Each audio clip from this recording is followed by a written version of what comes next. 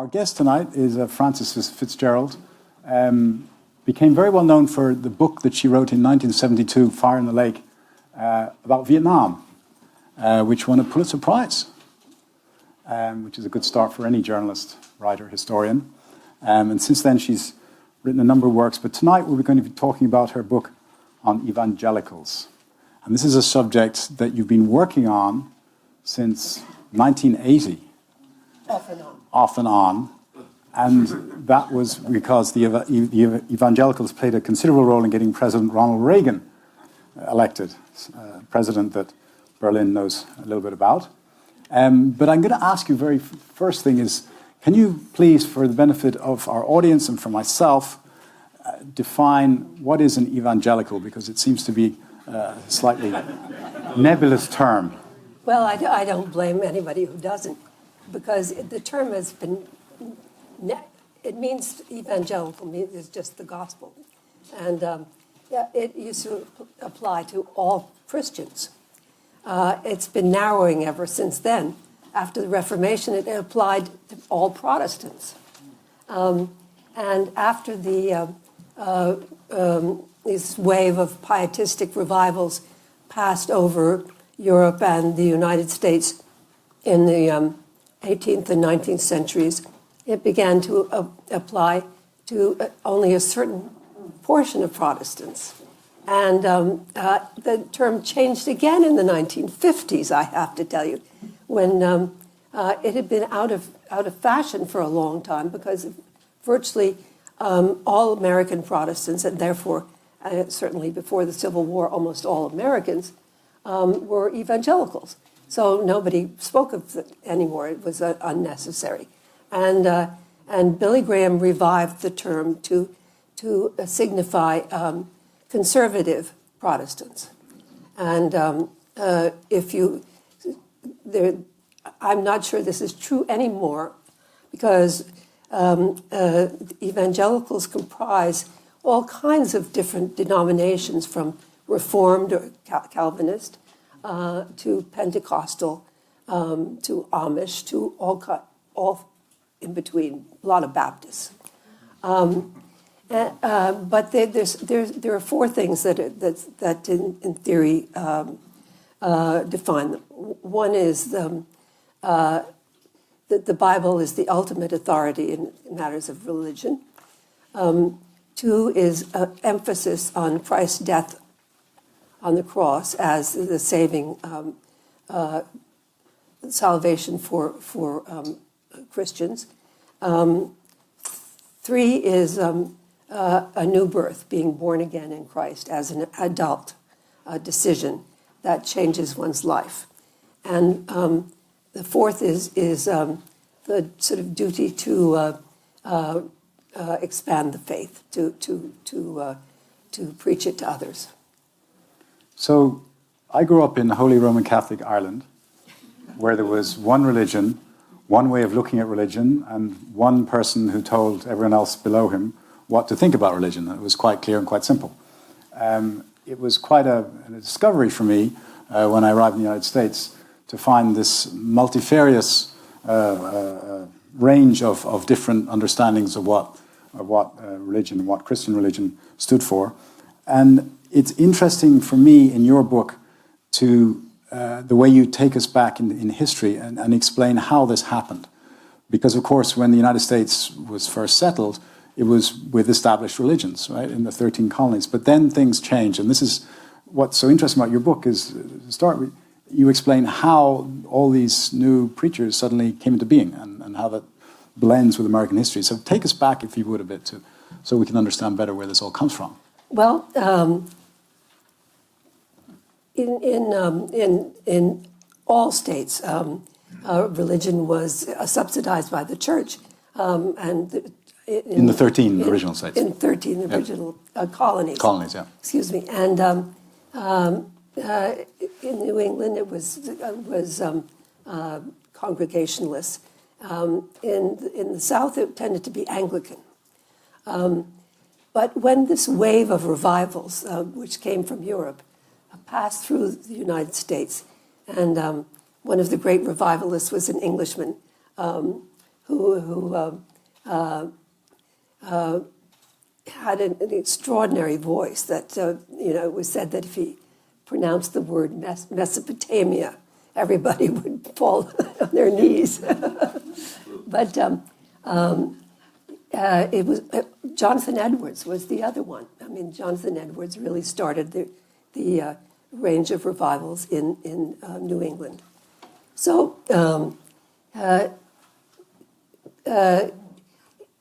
that was the first Great Awakening, the first range of pietistic revivals. And the second one came after the Constitution was finished, long after the Revolutionary War. And this one was led mainly by Methodists and Baptists, and some Presbyterians as well. And they were rebelling against the traditional churches, the Orthodox, as it were, churches, and against sort of the strict Calvinism. And they were, by comparison to the old churches, rather populist, because they were evangelizing the frontiers, where America was moving after the 1780s. And so they were encountering these groups of people who really hadn't been to church. There wasn't a church out there. And so they started very simply and with a very simplified version of Calvinism. And they moved through the South and the North as well. Pretty soon, virtually every denomination was evangelical, but they remained their separate denominations. And evangelicals, but particularly the Baptists, believed in the separation of church and state, and that the church ought to be I think God is calling. I'm afraid so. Can you put it on hold, please? I'm afraid he is. Oh dear. So eventually, these new evangelicals, Baptists, Methodists, so on, turned this into law, first in the state of Virginia and then in our Constitution, in the First Amendment. I think that this is probably one of the big reasons why the United States is and remains a more religious country than any in Western Europe, because these groups, the denominations and sects and so on, were allowed to compete for souls, and they did so quite avidly, the evangelicals continue to do so today. So you had this wave of preachers sort of following the settlers as they moved across the great continent of the United States, bound by no established rules, really. They were making the rules up as they went along. And so you got this plethora of views. But there was also a very notable split between the North and the South. And of course, the South had a very different economy. Explain how that happened and those differences which in some ways still exist today. Well, in the early 19th century, the South was very uniform as a society compared to the North. And the religion that the Methodists and Baptists preached there was quite uniform also. It was rather simple. It was question and answer. If you are not a Christian, you're going to go to hell. And if you listen to us, believe in Christ, you'll be saved and will go to heaven in glory. And so the rest of the theology was sort of bolstering that, but it wasn't much more than that. In the North, things got more complicated. First of all, there was a burst of new religions in the North. set off by these revivals. The Mormons, for example, came out of the New York State in the 1830s, and whole new groups of people like spiritualists and the Oneida community, which was a religious group that believed in all kinds of eccentric practices, including free love and so on, mostly for the head of it. But anyway, it was, and then of course came groups from Northern Europe, from Sweden to the Netherlands to Germany. So yet another group of people. Then Protestantism is vociferous. A denomination is formed and immediately seems to fall apart and split and go in two different directions. So that was all happening in the north. But while the south remained rather placid, and Methodist, Baptist, and to a small degree Anglican. Even the Anglicans, when they became Episcopalians, thought of themselves as evangelicals. And then, of course, slavery. There was not very much slavery around 1810, but the numbers grew enormously when the cotton gin was developed. And so by the 1830s and 40s, the numbers of slaves had grown into the millions. And the evangelicals in the North were really the first abolitionists, and not necessarily the first, but they provided the real force behind the abolitionist movement.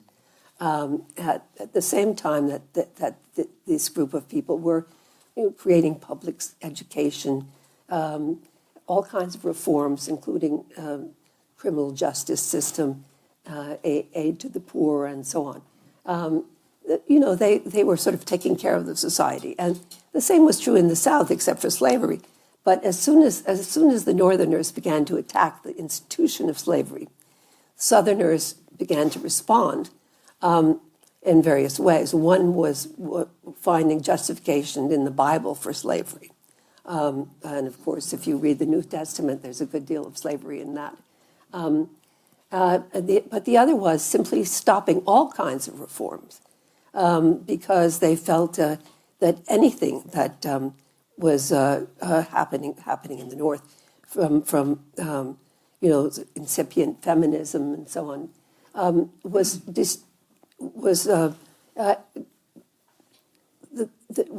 harming the status quo, and would eventually harm the institution of slavery. So they became quite static, and the tensions grew. And of course, the Civil War resulted not just from that, but as you know, from lots of other things.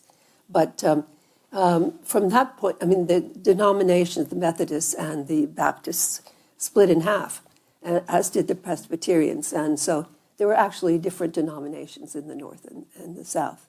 And most of the Southern Baptists never reunited with the North the way the Methodists finally did. So we're starting to get a picture of how complex this religious picture is across the United States.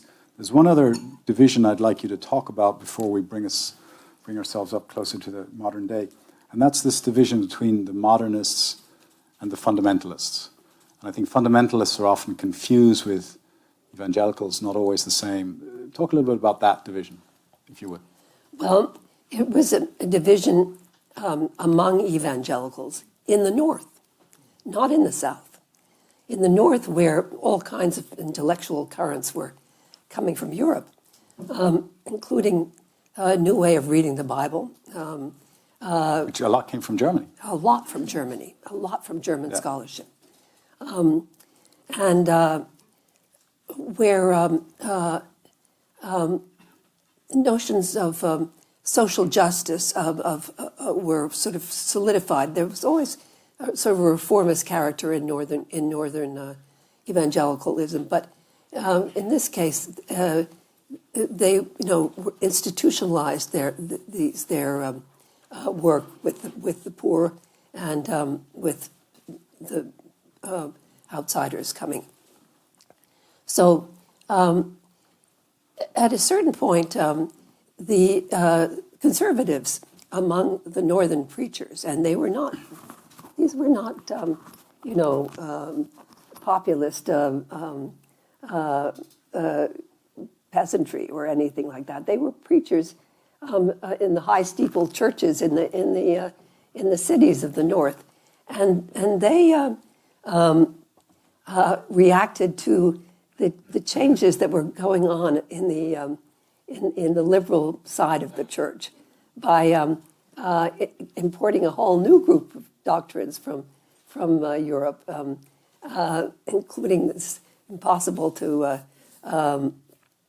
pronounce dispensational premillennialism, which you heard of in other ways as the end of the world in disaster and Armageddon and so on. Things were always getting worse and worse, whereas for the liberals, things were always getting better and better. And it took Reinhold Niebuhr in the 1930s to tell the liberals that, gee whiz, things are not always getting better and better. Not in the 1930s. Yeah, so it was a long time. But they call themselves fundamentalists because they felt that they were representing the fundamentals of the faith. And they tried to take over the Presbyterian denomination and the Baptist denomination, and they failed.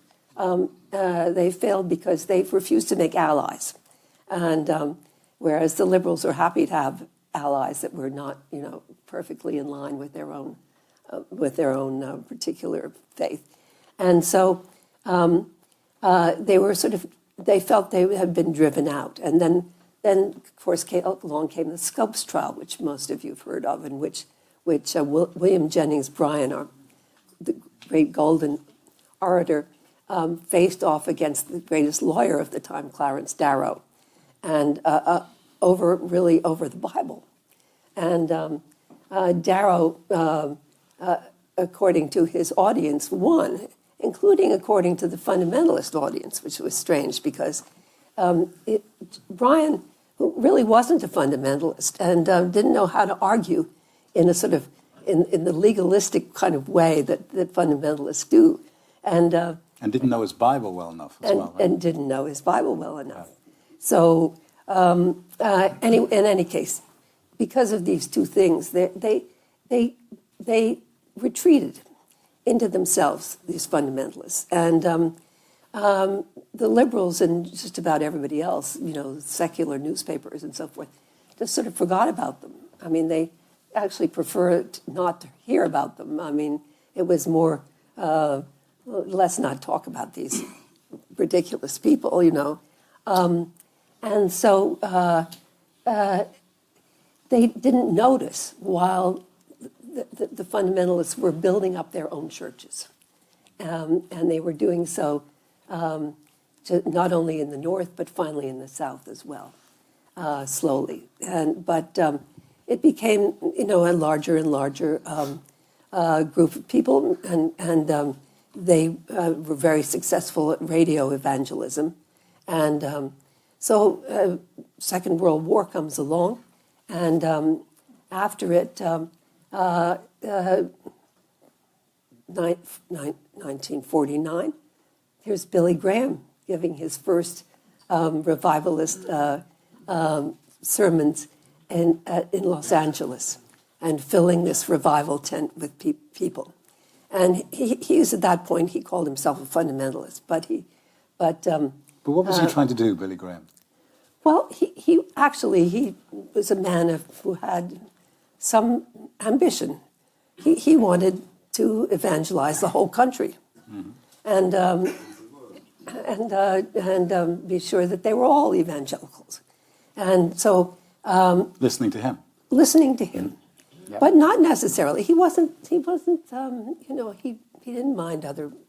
He wasn't a huge ego. It was.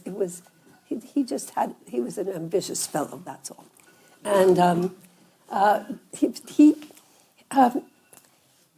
then, as a result of this, he realized that he couldn't just rely on the fundamentalists because they were too narrow-minded. They didn't like to associate with other people, and that he had to bring in some conservative, but nonetheless, we call them mainline Protestants.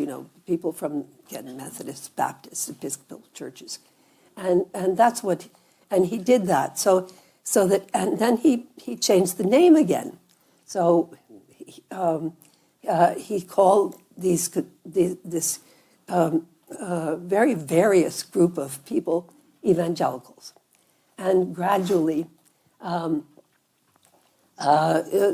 people accepted the name. The Southerners were the last to do it because Southern Baptist, which is the largest denomination, Protestant denomination in the country and has been for quite some time, they just thought of themselves as Southern Baptists, and furthermore Southerners,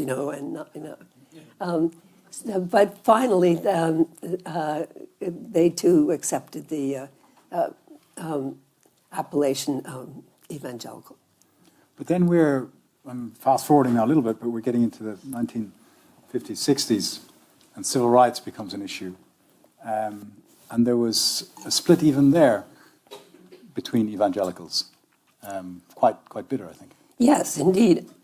Again, mostly Southerners against Northerners, but the split was such that Billy Graham just really didn't know what to do about it because he was trying to keep both audiences at the same time, and it was extremely difficult because the press was on him in the North and then again in the South, and so.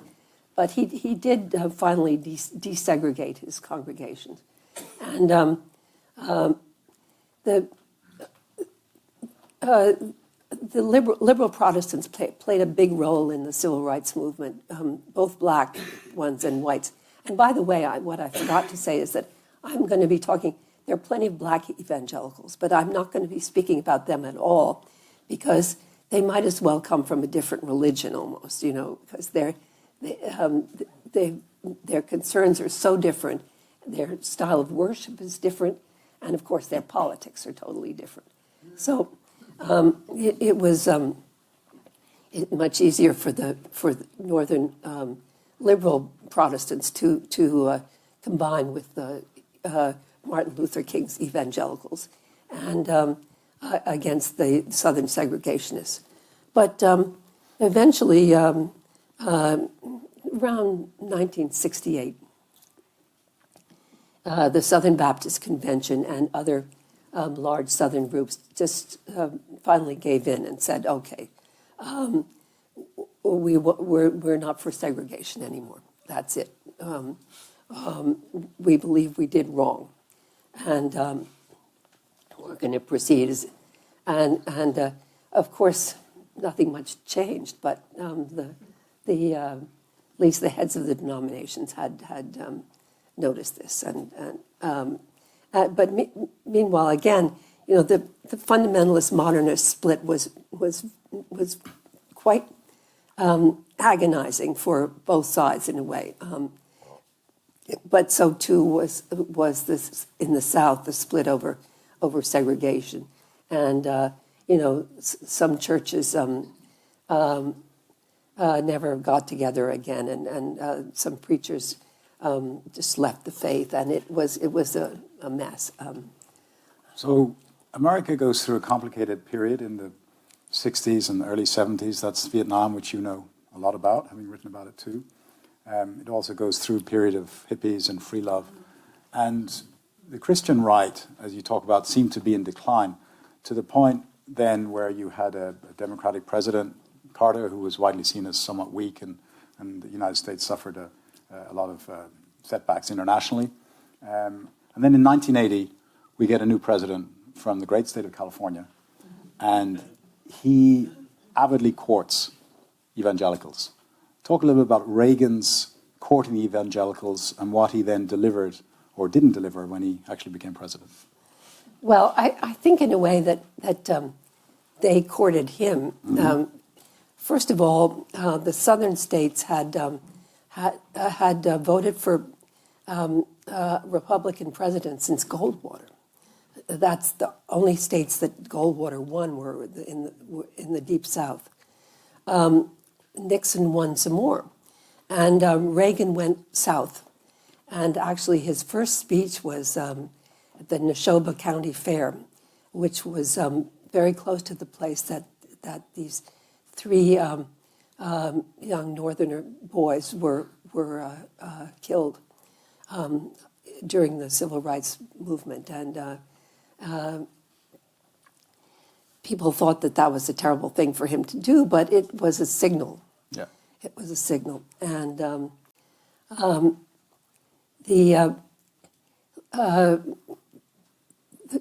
the Christian right began to develop even before the Reagan campaign, because it was in reaction to all these changes that we've spoken about, and also to the civil rights movement underneath. They never said anything about it, but that was there, and they began to realize that the Democratic Party was going left on sort of social issues, and that the Republicans, who were a very mixed group of people. I mean, they had been the ones that had supported sort of liberalized abortion laws and that kind of thing before, because the people who really hated abortions were the Catholics, and most of them were Democrats.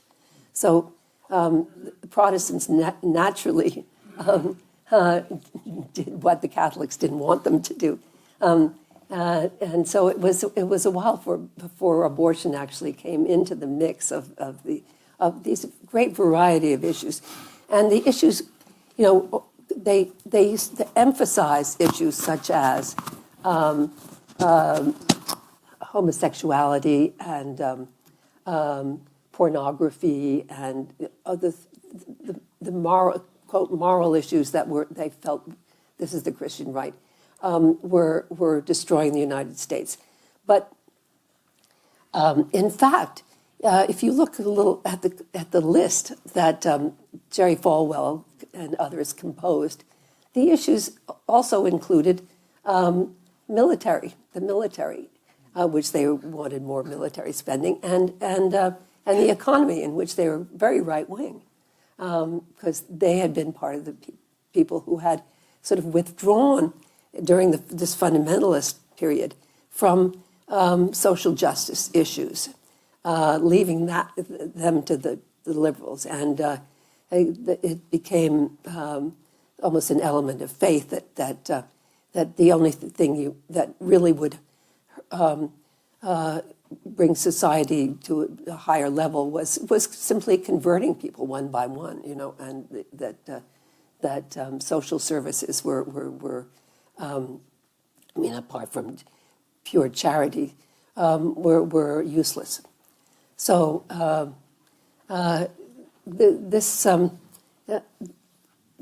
Jerry Falwell, who was the figurehead for a lot of grassroots protests against the status quo, against the the revolutions of the '60s, and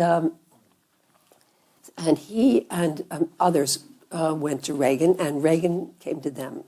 Reagan went to them in Dallas, and a big convention, and said, "Well, I know you can't say that you're going to support me, but I support you." And Reagan only had good speech writing for Reagan always. Well, he was a great speechwriter himself, yeah. And he would always say the right thing. I mean, that's what he did, actually. Yeah.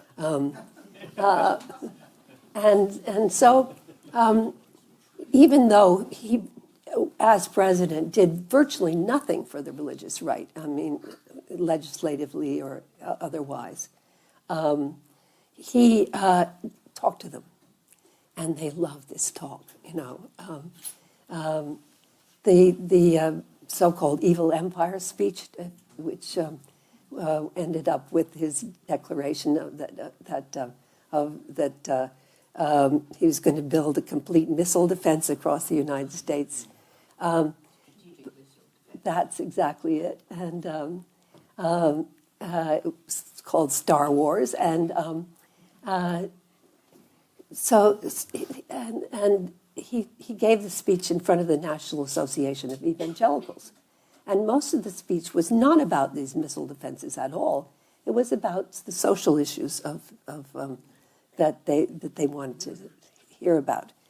And so he never stopped courting them.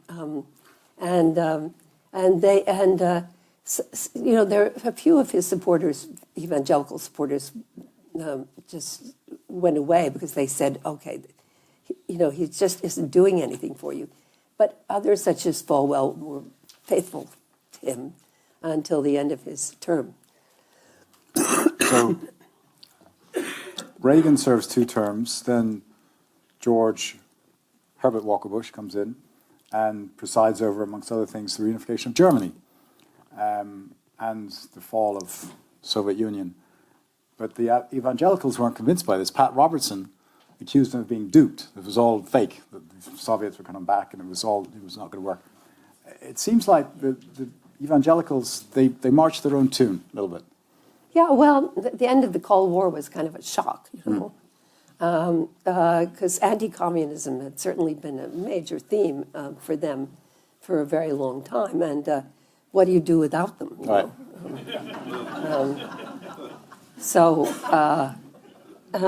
They had to figure that out, and Pat Robertson gave it a try with a sort of conspiracy theory book and all kinds of other things. But also, they didn't really like George H.W. Bush because he was not in any way them. I mean, here was this sort of upper-class Easterner, really, and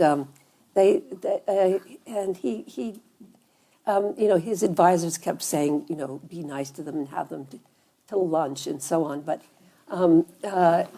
which he would do, but they never were convinced. They never liked him. So then we got Clinton, and he gets involved in the Monica Lewinsky scandal, and for a moment the evangelicals think this is great for them because they can bring him down and he's going to be impeached and so on and so forth. But that didn't work out too well for them either. No, it didn't. During this period, really, Clinton through the Clinton administration, the religious right had been growing because of Pat Robertson and his group, the Christian Coalition, which was really run by Ralph Reed, and they did organizing work that had not been done before by Falwell, and it was serious. They were at the grassroots level in most states, and at one point before Monica Lewinsky came along, they actually controlled 18 Republican state parties. Wow. And had influence in many more. So the Christian right was sort of becoming part of the Republican Party, in fact, it has been more and more so over time. Partly because of the South went Republican, but also the Southern Baptist preachers did a lot to turn the South Republican. So where the one stops and the other ends, it's hard to tell. But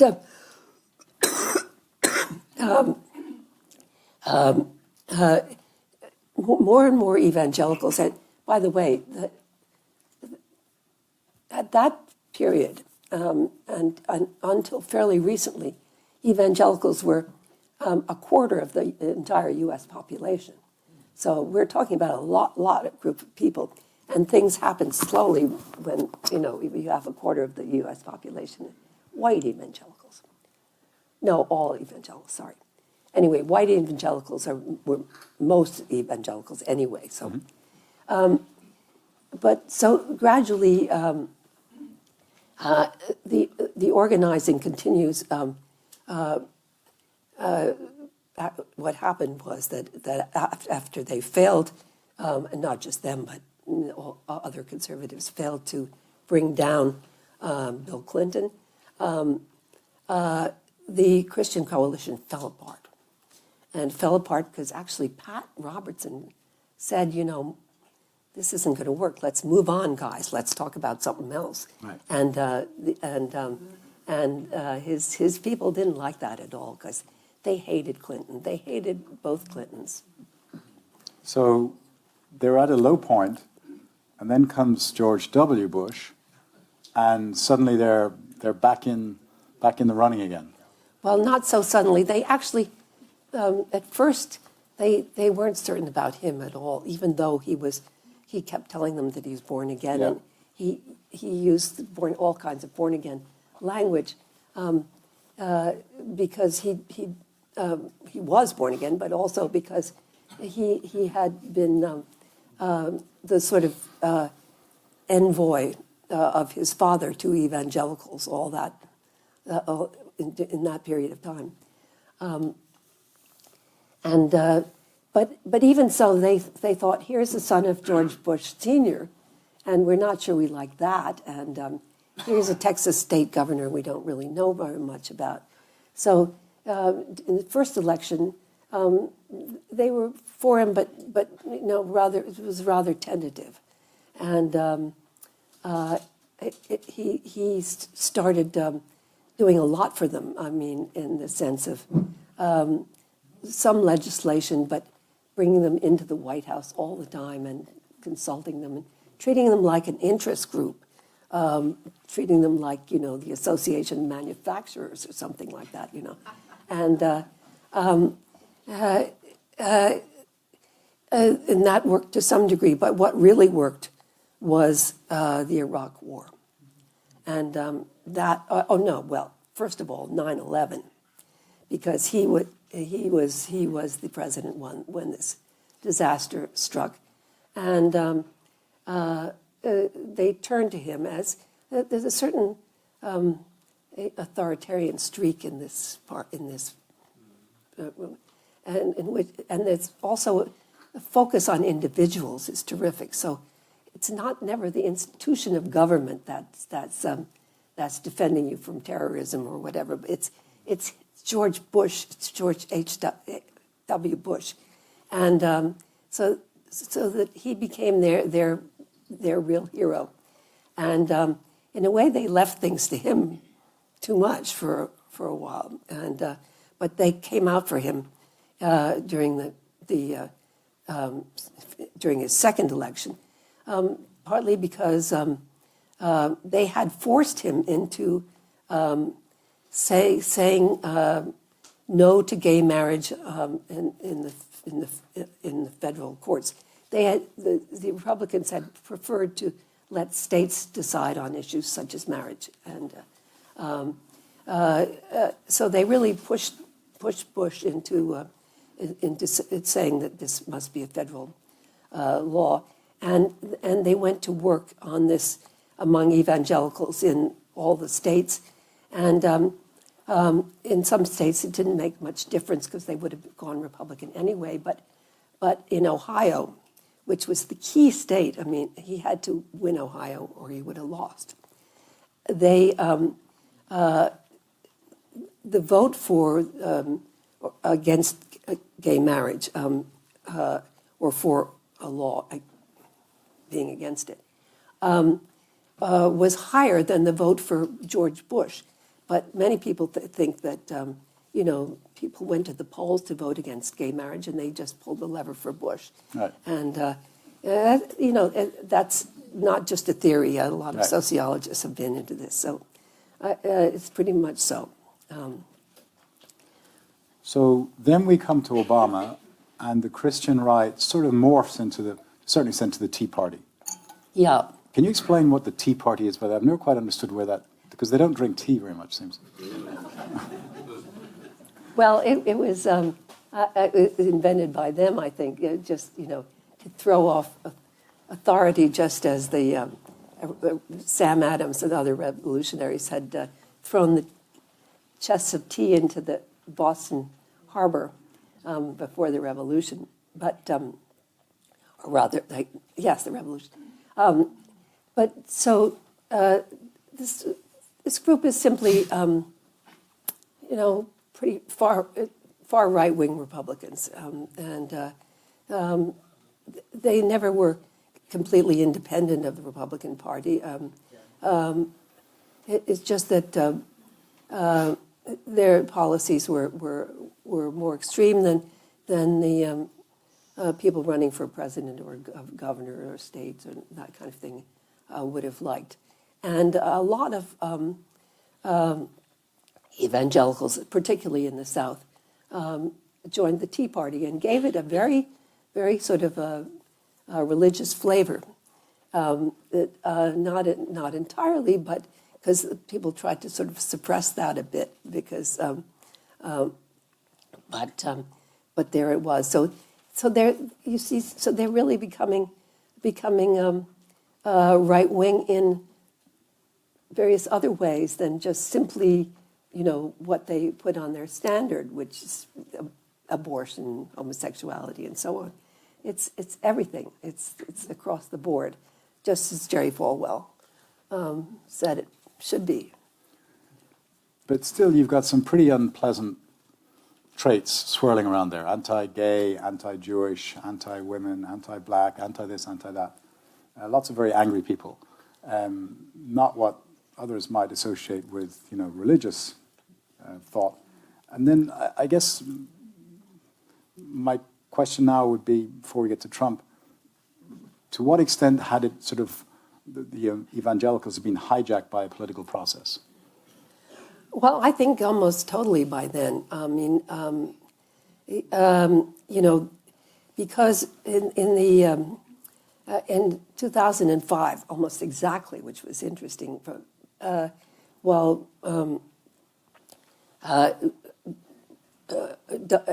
W. Bush was having his problems of various sorts we won't get into.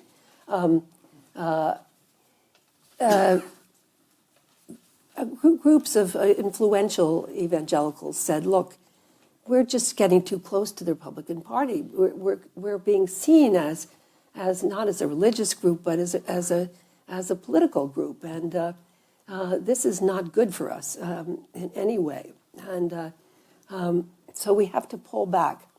And in fact, some of them, this kind of allowed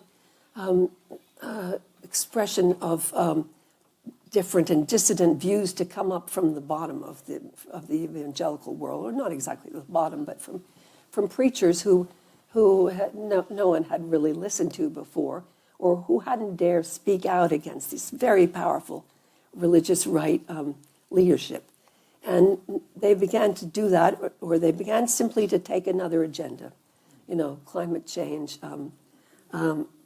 social justice issues started to emerge. And even Rick Warren, who was probably the biggest and most famous evangelical, who had supported Bush in 2004, sort of turned around and said, "Look, we've been too negative. We have to show that we're really positive." And he took off on a mission to stop AIDS in Africa, and I mean he speaks very ambitiously, but nonetheless, try and sort of conquer disease and help education and do all those things. So he was giving people a different kind of agenda. And this was true even more so for a lot of other people. There's a group which is nearly a denomination called the Vineyard Churches, which have been liberal since they got started in the 60s.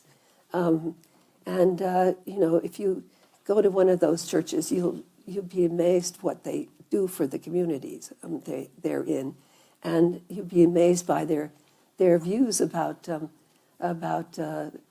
Republican Party. So I'm going to just bring us up to present day, and then I'm going to open up to questions. But you've painted a very fascinating, complex picture of a very diverse group of rather conservative Protestant religious groups who cleave very closely to the Bible, often to a point of believing everything in the Bible is literally true, who have, a large part of them had a very strong social conscience, others not so much, but that runs very strongly through them, but who would be united, I think, in their reverence for family values and so on and so forth. And then you get to 2016, and you have a presidential candidate whose commitment to family values one would have to put under some questioning, who's in his career for a long time was very pro-choice, pro-abortion, who maybe didn't spend a lot of time on his knees saying his prayers, who had a somewhat colourful lifestyle, not perhaps in line with what many religious folks would think. And 81% of evangelicals vote for Donald Trump. Explain that to me. 81%. It was astonishing, even to a lot of evangelicals, I tell you. But actually, one part of it wasn't so astonishing, and that is that in every 2 election cycles, evangelicals have been voting more and more Republican. I mean, they even voted for a Mormon before, and so that was amazing because a lot of them are very anti-Mormon as a theory. Okay, but so this guy, and so it was part of this cycle, and it was sometimes 65%, and then it would grew to 75%, and then so 81% is actually not that much of a leap over. So I mean, I think they do anything except vote for Hillary. I mean, that was sort of one thing. But what surprised me was not so much that 81%.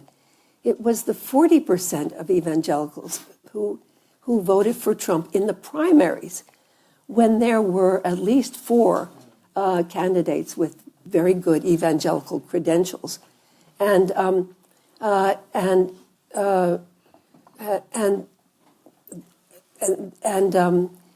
Trump was not supported by more than about 3 people, 3 leaders, so-called leaders. In fact, 50 evangelical so-called leaders, because I'm not sure who they are anymore, got together during the beginning of the primaries and said, we must all vote for one person, so we be sure to be on his side. And they talked for 2 days, and they finally came up with Ted Cruz. And so they were completely surprised when Ted Cruz didn't make it. That when more evangelicals voted for Trump than voted for Cruz, and who is a perfect Southern Baptist and nasty guy, as it happens. He just is.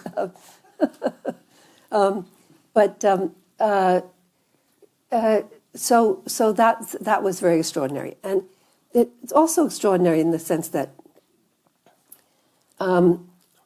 well, to go back just slightly, it's my view that all this rage and contention that's going on now, I mean, the foul language and really sort of uncivil behavior in the United States has a lot to do with the Christian right politics from the beginning, and because they were the ones who really attacked others in a way that you just hadn't heard before. People were evil and were of the devil and were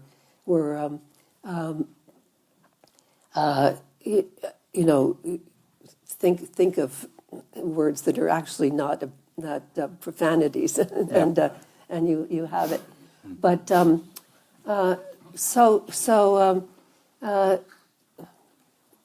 to switch back to Trump and the primaries. Well, why,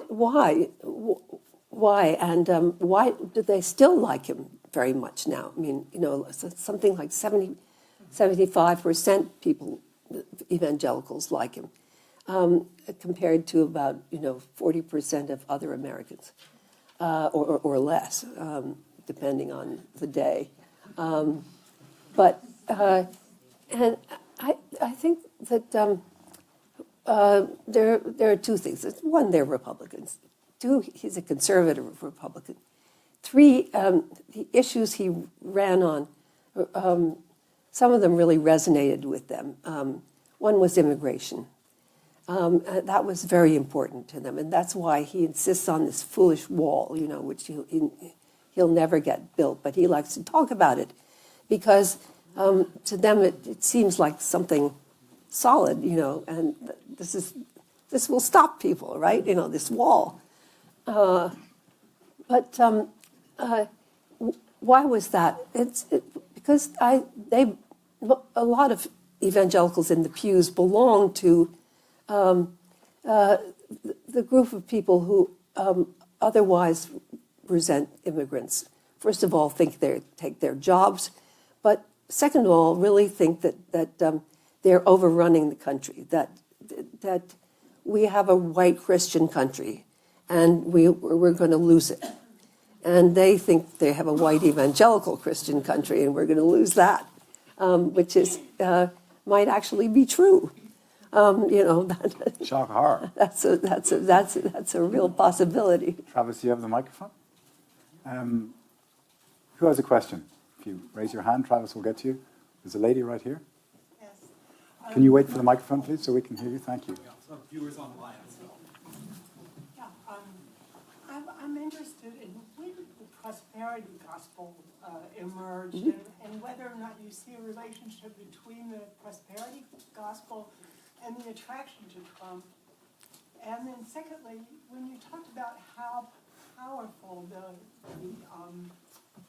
evangelical leaders are in controlling the flock, so to speak, I'm wondering about these women who have come out recently against the evangelical leadership. Well, both are very good questions. Let me start with the first, which is what? Prosperity gospel. Prosperity.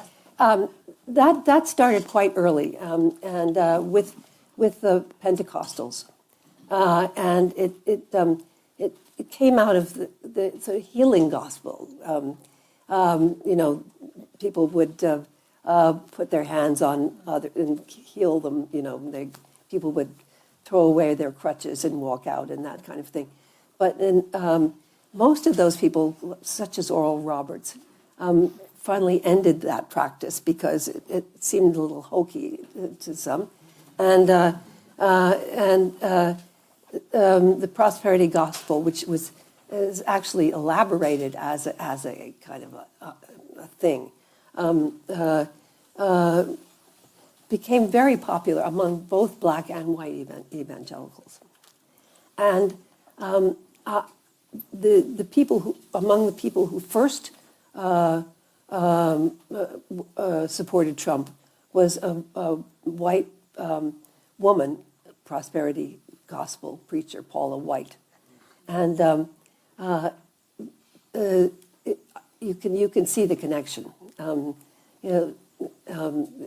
It's wealth. It's and it's magical wealth. It's magical wealth. It's not doesn't come from anywhere particular except from charisma. And then then the women.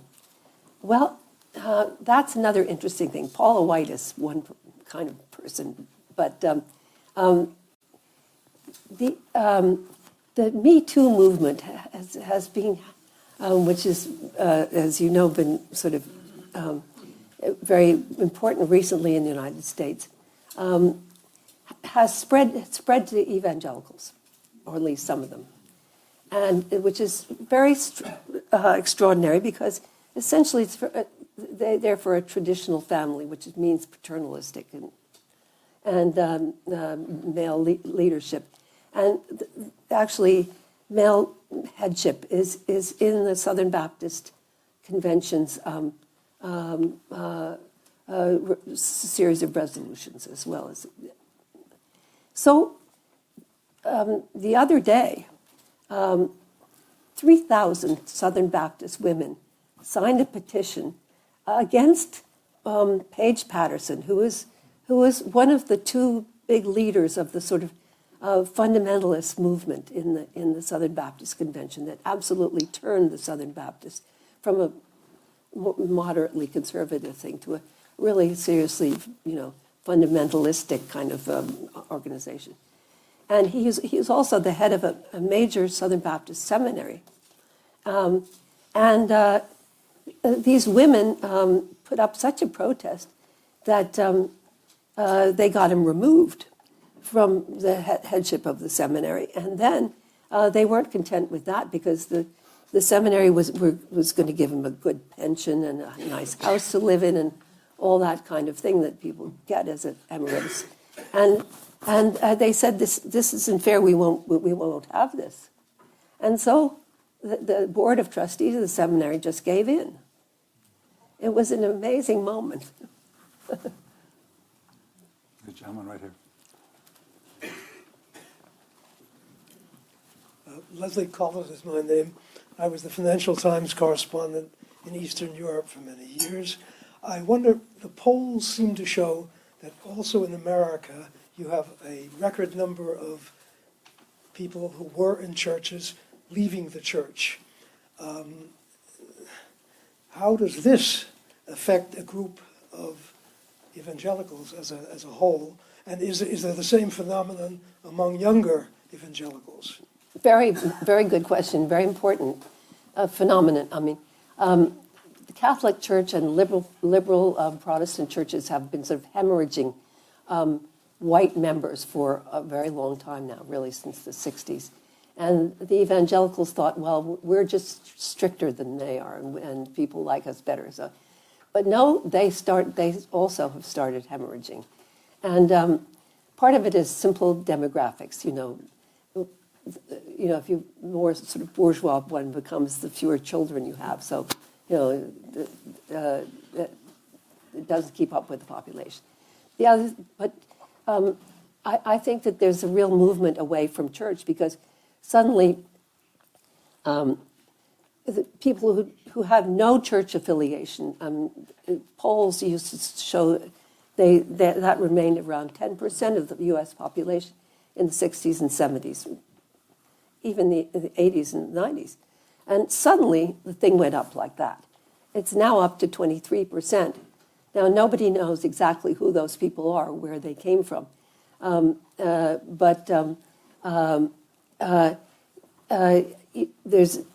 It seems that it's sort of almost inexorable rise in what they call the nuns, have no churches. But then at the same time, you look at the evangelicals, and you see that people under 30, only 8% call themselves evangelicals, whereas there's the seniors, it was always 26%. It was always about a quarter of the population, but now suddenly the younger people are not accepting it, and why exactly that is can be argued up and down the place. But maybe just some of them have gotten sick of it, the whole thing, of all of this battling and all of this politics, as opposed to any. Because the more people voted for Trump because the sophisticated people would tell you absolutely that they voted for him simply as a transaction. The evangelicals made up a third of the Republican Party. So, particularly because he had no religion, he would have to do more for them than anyone else. And he's in fact done more for them than anyone else did. I mean, His entire cabinet is filled with evangelicals, right-wing evangelicals, not left, right. And then he moved the U.S. embassy in Israel. He was going to Jerusalem, which is absolutely what they wanted, and he did it for them. He didn't do it for the American Jews. And nor did he do it for Netanyahu, I don't think. But and of course, here we are with two conservative justices, which is exactly what they wanted. And the list goes on into smaller things, but those are the main things. And they really think that he's changing the country and maybe bringing it back to being a Christian country. There's a lady here on the aisle, and then a gentleman over here. Thank you. I wonder if you could talk a little bit about educational level and evangelicals, and do we have percentages of what level of education those who voted for Trump had in terms of the evangelicals as opposed to the rest of the population? Because clearly, his anti-intellectual rhetoric, this kind of tough guy rhetoric, is something that really, really appeals to evangelicals. But I'm just wondering about education and You're dead analytical right. skills. You're dead right.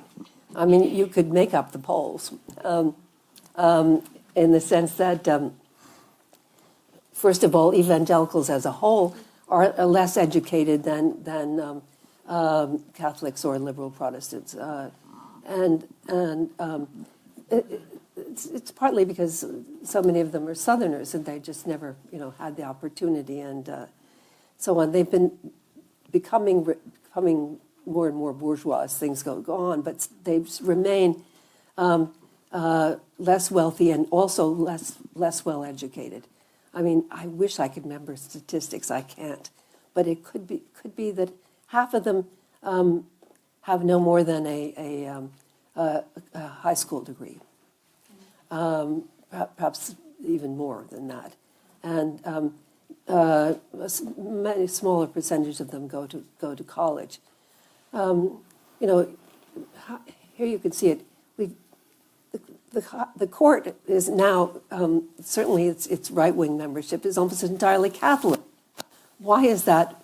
Well, they're right-wing Catholics. The last two are anyway, and it's because there are no evangelicals who are have that kind of standing at this point.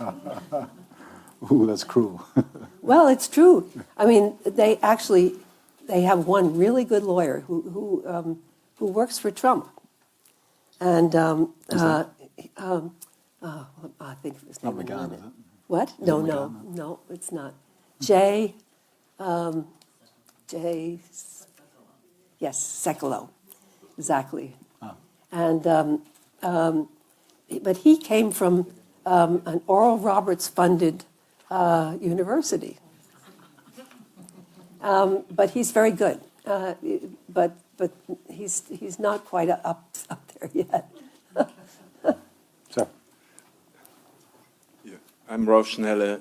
I'm from the German Foreign Service, retired German Foreign Service officer. You quite rightly, of course, pointed out the competition between so many denominations in the United States. And I've always wondered, each one of them claiming the only way to heaven. No. No? Okay, then that explains it possibly. But I was wondering whether that might not cause some people wondering, how come we don't seem to have the truth, the absolute truth, and the only way to heaven. This reminds me of the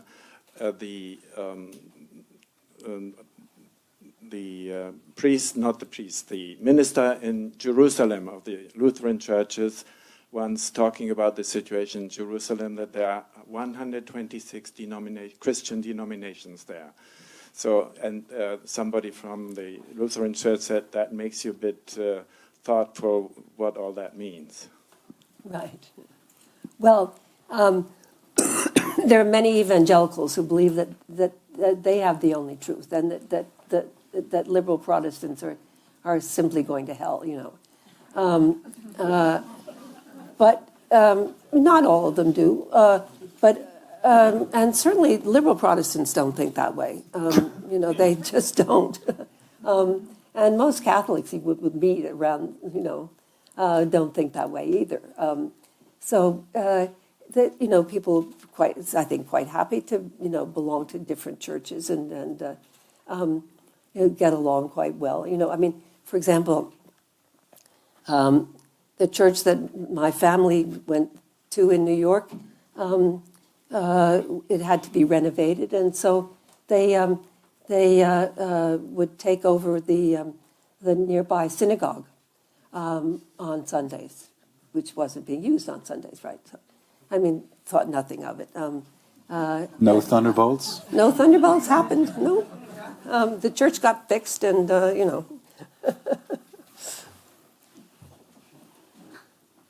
I'm Werner Weidenfeld, running the Center for Applied Policy Research in Munich. I would be very interested if you could share with us some aspects of your calculation, what will come in the future out of these kinds of constellations. Oh dear, I was hoping you wouldn't ask. Oh, I only wanted to raise a very easy question, because there are some basic, let me say, cultural constellations and so on. How it has also something to do with the modern society, differentiation of society, and so on and so on. What will be the consequence out of that? I can also remember I had, incidentally, the privilege, like you, to have many hours of talks with Ronald Reagan. And as far as I remember, he would act not only in raising the question, is an interest group, should I do that or that, but he had big also emotional perspectives. What will become out human mankind? And so I could imagine that he would be attractive for many of those people. Also, he did not always mention a detail from Bible, but this approach. And when I remember when I had a more differentiated, detailed question, he said, oh yes, for the details here, Mr. Baker and Mr. Schulz are sitting around, please raise the question with them.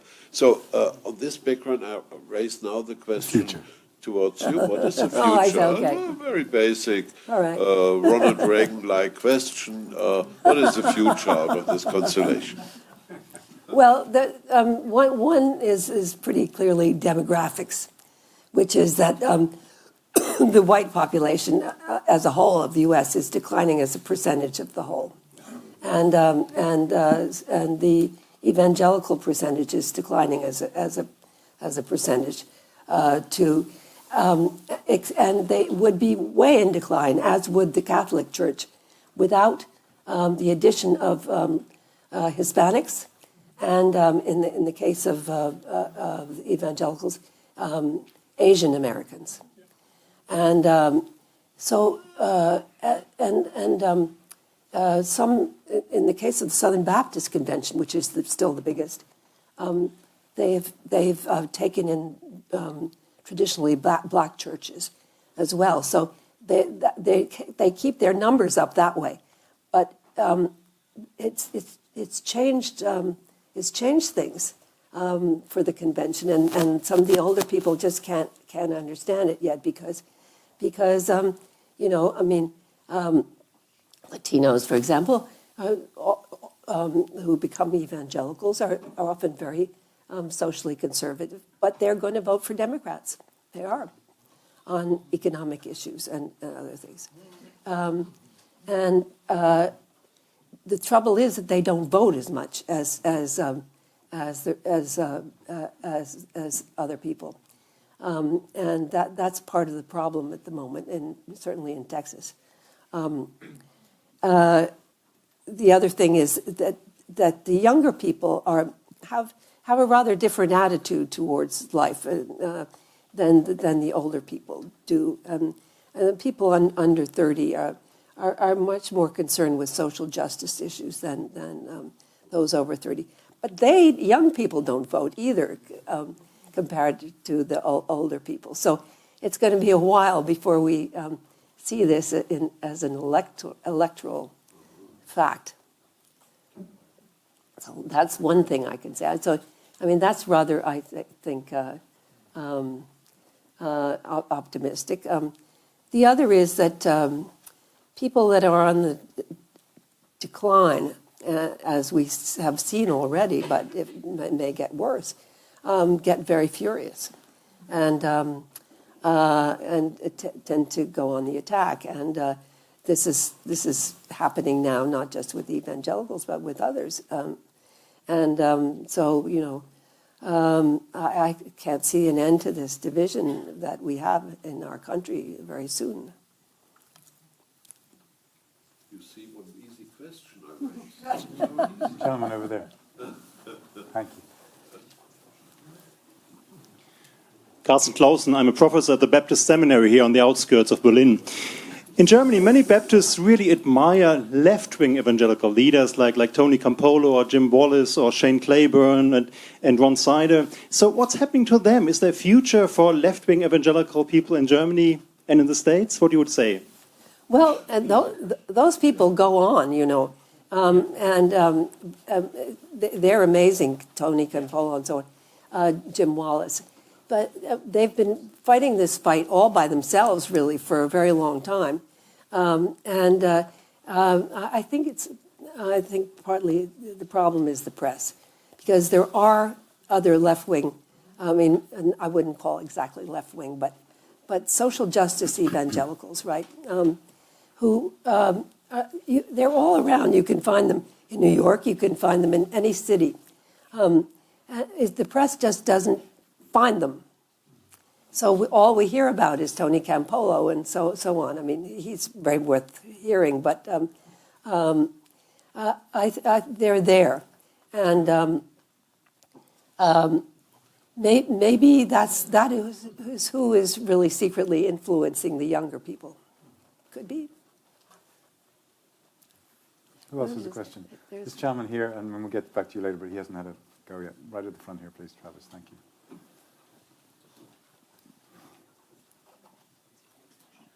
Just an easy question again.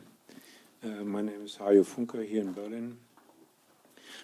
Isn't there a lot of fear around in this evangelical religious feelings against the other, against the migrants, against the communism even maybe, and that allows then a man like Trump to build upon and project this kind of fears to outer scapegoats in the whole world or in some groupings. So an authoritarian phenomenon, and that seems to still last over years, decades, centuries. But 30% or more have said Obama is an antichrist. He's a Muslim, even more, or they're against climate change. So all what is distant to them or even foreign are denied. Is that a kind of move and sentiment, even attitude within the evangelicals? Within the Christian right. Yeah. Yes, and it always has been. It has since Jerry Falwell, absolutely. Fear and anger, and that secular humanism, in the first place, and people of color in the second place, are going to simply swamp them. And it's, you know, I think this election was may have been, and nobody, I don't think, knows exactly, prompted by, in part by economics, by the fact that there are many people in the United States that have not profited from the resurgence of the economy the way the rich have. And so there's that underneath it. But, you know, there are many sociologists and so on who really think that that it's more a question of status, that they feel that they as white people, that they as Christians are losing their place of predominance in the society, and that Democrats do everything they can for women, for transsexuals, for African Americans, for Latinos, and so on, and don't do anything for them.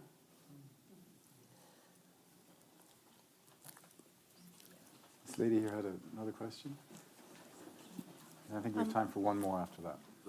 I just wanted to follow up on a question that you received just a few minutes ago, because I've been wondering the same thing.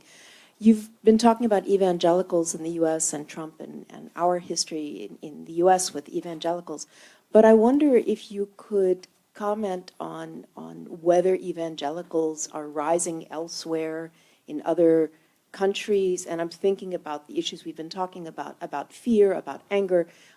We're certainly seeing a rise of the right, but is that being accompanied elsewhere by a rise in evangelicals, or is this something peculiarly American? I think, excuse me, the combination is peculiarly American. Where evangelicals have been growing the fastest is Latin American and Africa, and it's really because of the what was there wasn't adequate, and evangelicals are pretty good at keeping people straight. They have they reinforce homophobia in Africa, God knows, but they also, they have their virtues in a way, in the sense of, teaching people to save their money and not to, to spend it on vast festivals or that kind of thing. I'm not going to defend them, but because I don't know enough to be able to do so. But I do know that in a matter of sheer numbers, evangelicals, and mostly charismatic and Pentecostal, are far outnumbering any evangelicals in the North.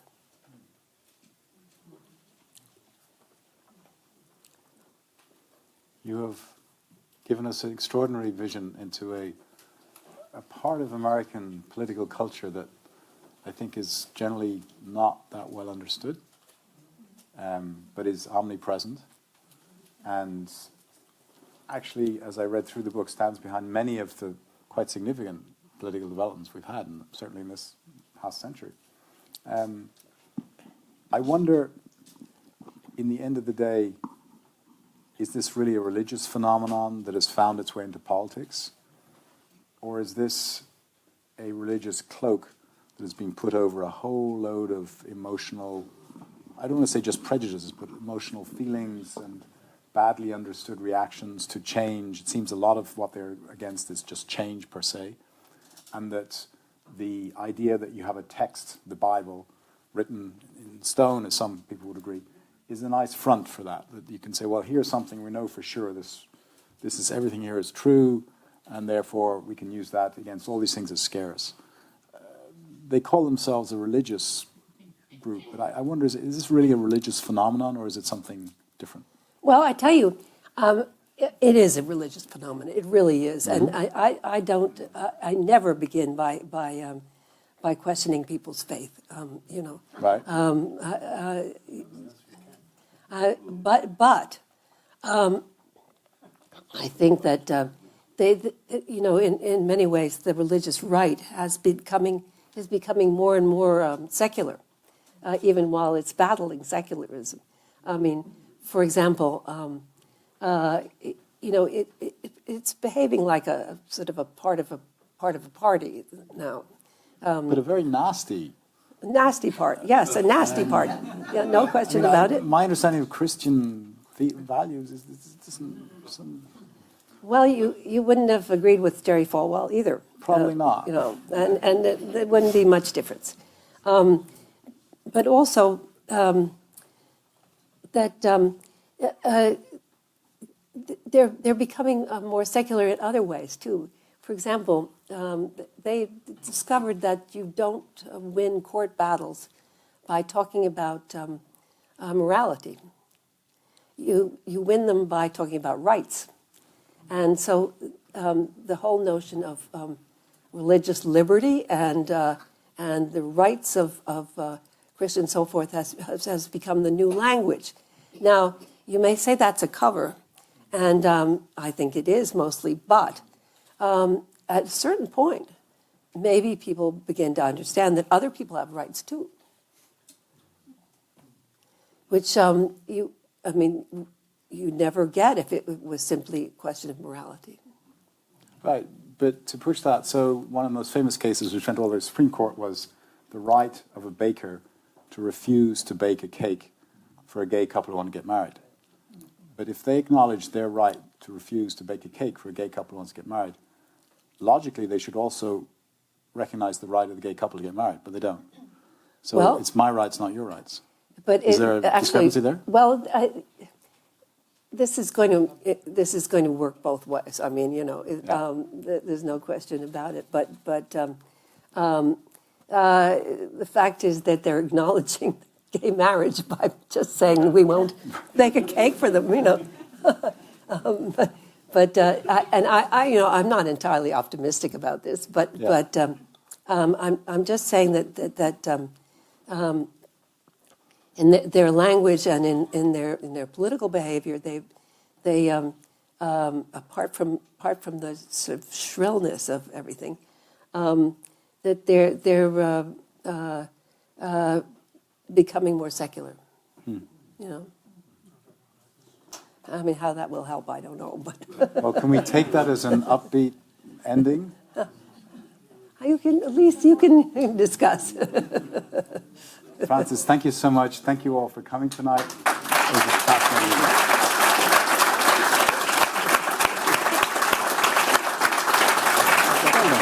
Thank you for watching.